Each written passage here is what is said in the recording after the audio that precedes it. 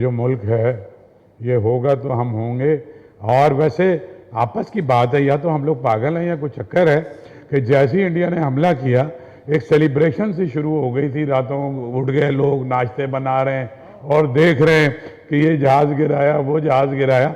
जो ये तवक्को की जा रही थी कि शायद हम लोग डर जाएंगे या खौफजदा हो जाएंगे, ऐसा लग रहा था कोई पिकनिक विकनिक शुरू हो गई है। डॉक्टर साहब अजीब माल था। सो इनको अंदाज़ा जी जी ऐसा ही था। सो आप सबका बहुत बहुत शुक्रिया कि इतने शॉर्ट नोटिस पे आप सब तशरीफ़ लाए।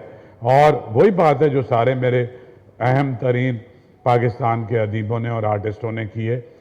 बिल्कुल जग के हक में हम नहीं हैं, लेकिन अपने मुल्क पर जब बात आएगी, हमारी एग्जिस्टेंस, अपना दिफा, तो उसमें बढ़ चढ़ कर पाकिस्तान का अदीब, फनकार, सहाफ़ी इंशाअल्लाह इस मुल्क की बका के लिए, इसको आगे बढ़ाने के लिए सब एक मरकज़ पे जमा हैं। बहुत शुक्रिया।